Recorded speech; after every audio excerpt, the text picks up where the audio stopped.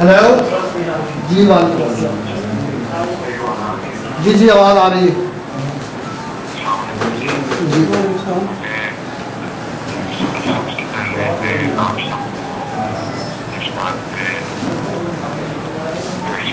کرنا چاہتا ہوں کہ آپ نے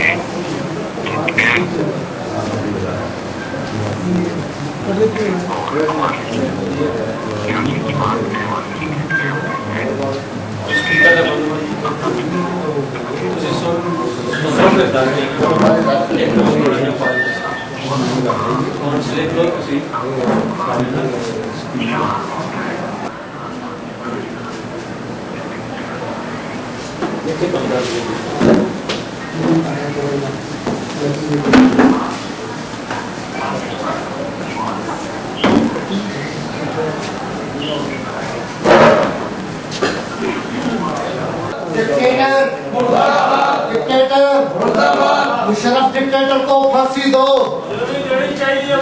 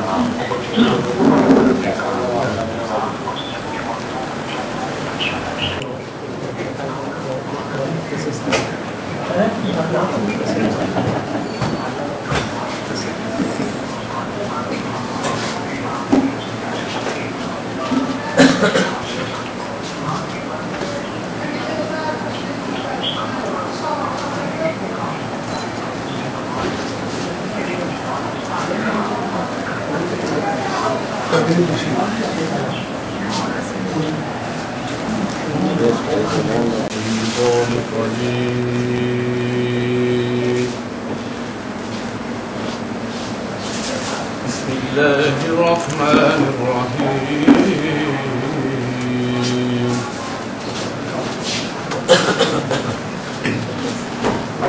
إنا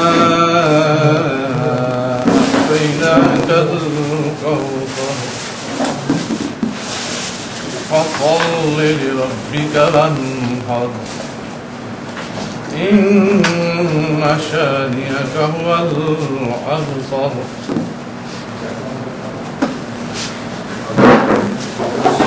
إنا أعطيناك الكوثر فصل لربك وانحر إن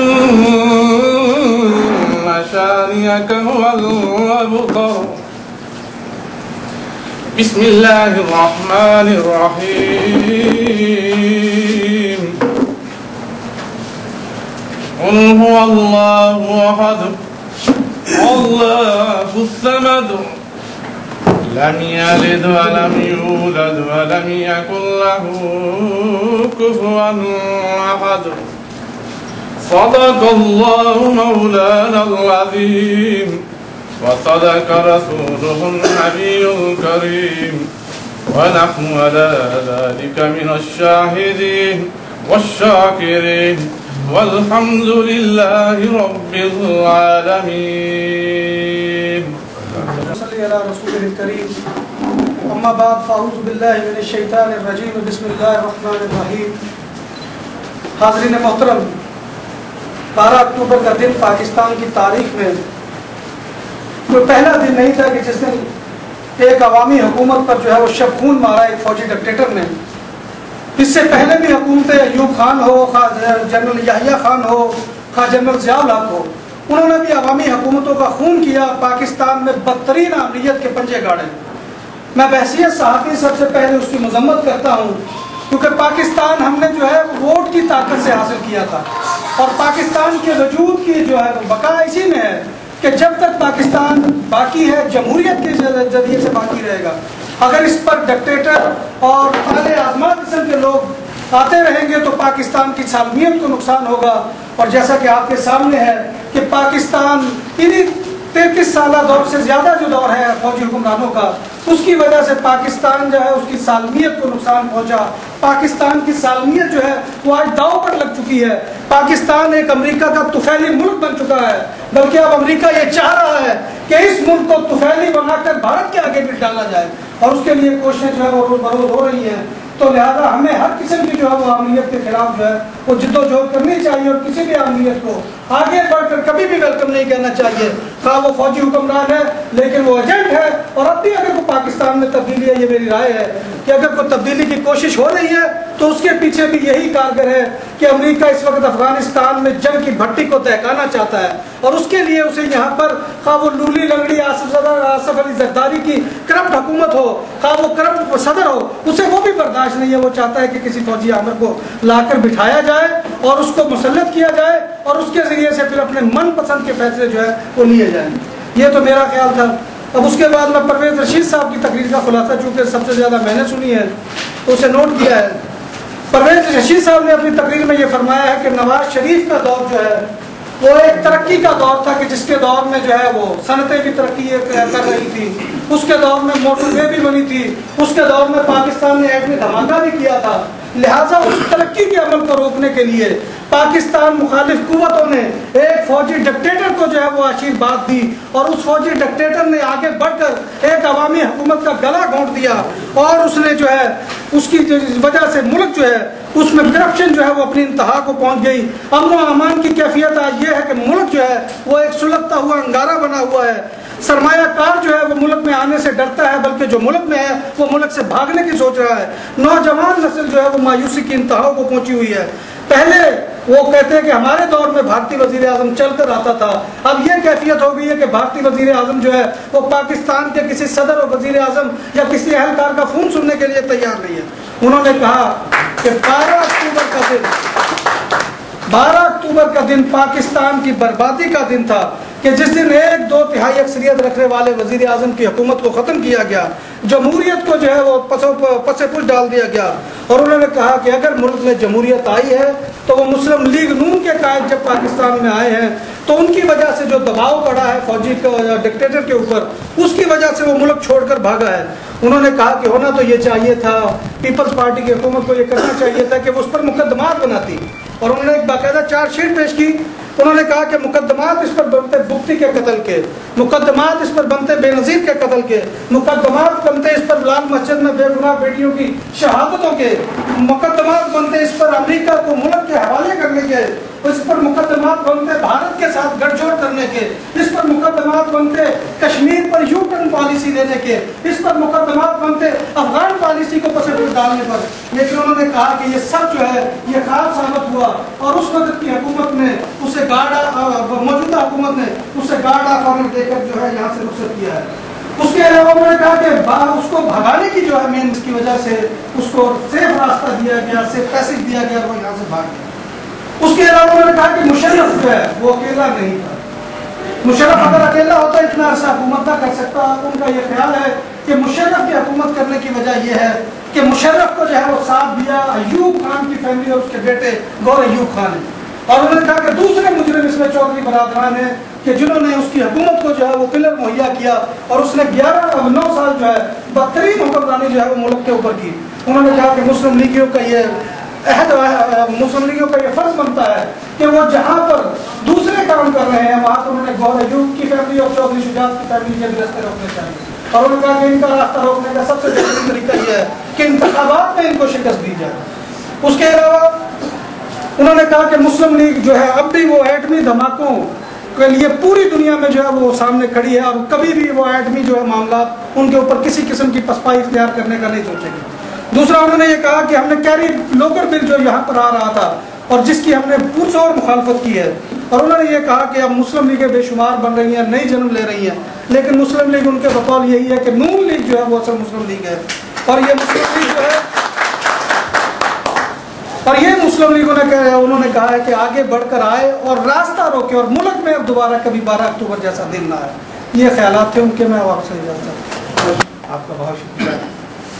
اب میری گزارش ہے ہمارے بہت ہی سینئر رہنما جناب اکرم گجر صاحب سے کہ وہ اپنے خیالات آج کے موضوع پر۔ اکرم گجر صاحب۔